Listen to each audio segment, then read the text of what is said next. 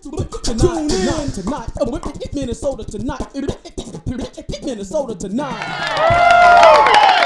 I'm Lizzie Gardner. And I'm Cody Nelson. And this is the state of Minnesota. A recent study shows that Minneapolis is the 7th sweatiest city in the country. The only city in the top 10 not in the Deep South. Variables for the study included heat index, proximity to bodies of water, and where I live. The late singer Prince was awarded an honorary doctorate in humane letters from the University of Minnesota last week, and as is with all college degrees, was also given an honorary 12-pack of chicken ramen and an honorary part-time position at a campus Starbucks. A new study shows that the phrase, "is funner a word?" is Googled more in Minnesota than it is in any other state. And that might seem embarrassing, sure, but it's loads better than the most popular Wisconsin search, "is fun a thing?" Another study recently revealed the most commonly misspelled words by state, with Minnesotans being most frequently tripped up by broccoli. And again, that might seem embarrassing, but to put it in perspective, Wisconsin just can't get GED. Native Minnesotan Robert Reardon, who retired 2 years ago as the oldest flight attendant in the country at the age of 90, died this week. The thing that always impressed me was his courage, Reardon's youngest sister Bernadette said of him. And I think I speak for all of us when I say, "What are you talking about, lady?"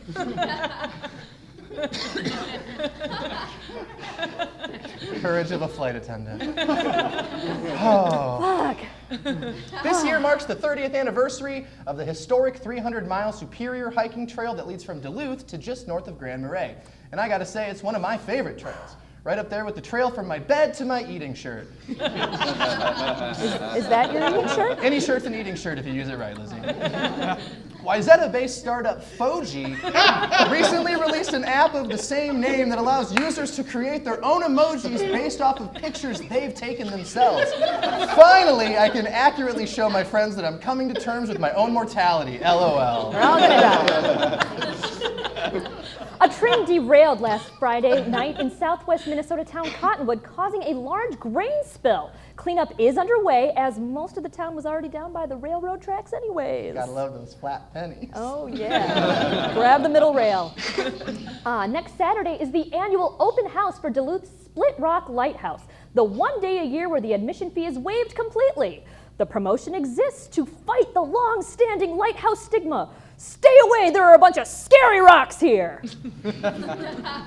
Minnesota airline company Sun Country was recently approved to begin nonstop flights from Minneapolis to Cuba, and this might sound positive, but I gotta say, I'm not excited to have to start planning a separate trip to Fort Lauderdale.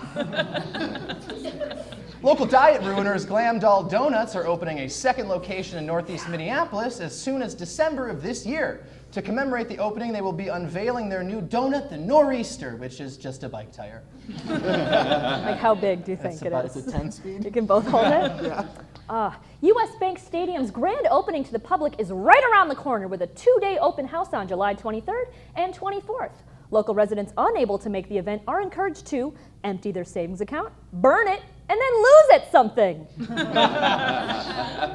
New York Magazine recently praised Minnesota's local food and alcohol scenes, calling Minneapolis a capital of Midwestern cool. You heard of Dayton. Can we have pot now?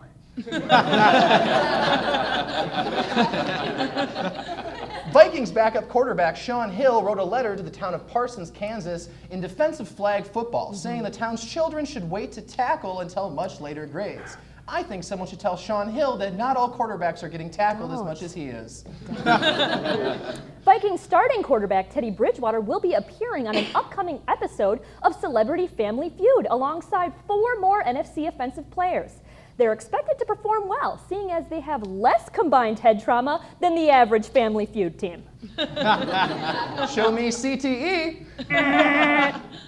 A Department of Health survey of medicinal cannabis users showed that 66% of patients find significant benefits from marijuana, while 57% of patients find it unaffordable. Helpful but too expensive? I guess it really is medicine. General Mills announced their first new cereal in over 15 years, the all-natural Tiny Toast. When reached for comment, a senior manager at General Mills said, "We heard the complaints. Toast is too big and not around enough. We're going to give the people what they want. A man in southeast Minnesota was arrested after drunk driving a lawnmower, stealing fence panels, and kicking a police deputy in the arm. A breathalyzer showed that the man had a BAC of 0.19, so he was let off with a warning since, as we all know, the legal limit on a lawnmower is 0.23. The Wizard of Oz Festival in Grand Rapids, Minnesota released their lineup last week, with the headliners including punk band Goodbye Yellow Dick Chode, jazz fusion group The Flying Funkies, and a special performance from Judy Garland's hologram. Notably absent everyone from The Wiz.